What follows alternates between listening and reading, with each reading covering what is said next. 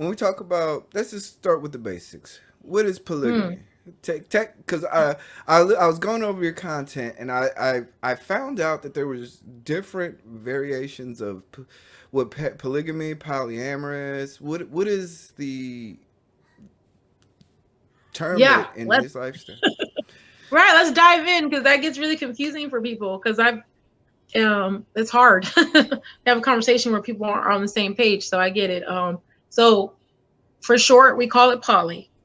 And in poly, there are different kinds of poly situations or dynamics. That's what you would call them, dynamics. So a polygamy situation is going to have a male. He's going to have multiple wives, and obviously they're not legal wives, but they're wives. And he's going to make a commitment. He might even have a ceremony with them. He's going to be with them, take care of them like a husband would do, but just each individual one. They can be platonic, which is sister wives, where they're not sexually interacting with each other. Sometimes they don't even really deal with each other that much, other than to have family events or things like that. And for John's situation, you see, he has actually literally four different homes that he goes to. So that's really what polygamy is.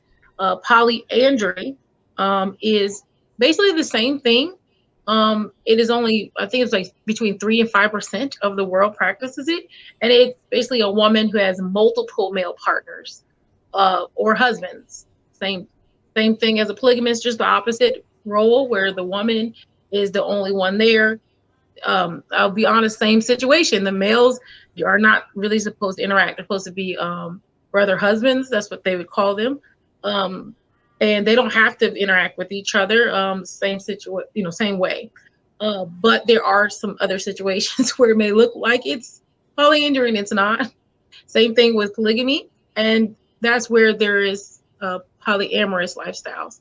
So polyamorous is kind of best way to explain that is build your own relationship, kind of. The most popular one you'll see is a tripod, which you'll see a man usually and two women, and Mm. they're all together. And then, like I said, it's a triangle like that because they're all interacting with each other. If the man decides to leave, the women would still be with each other.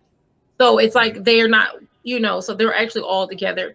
And it's different from polyandry and polygamy because if it is very possible that if, let's say, John passed in that situation, his wives may not ever talk to each other again or separate, because there was only thing that's holding them really together, was him. And so that's why they say sister wives. You want to build that bond so that if something was to happen, you guys would still continue on and maybe even find another partner that would continue on with that. That's very possible. But polyamorous is kind of build your own, and that's where you'll see the different kinds. You'll see tripods maybe with three males, three women, and then there's also another kind of poly, which I still keep it all in polyamorous because it can get real big.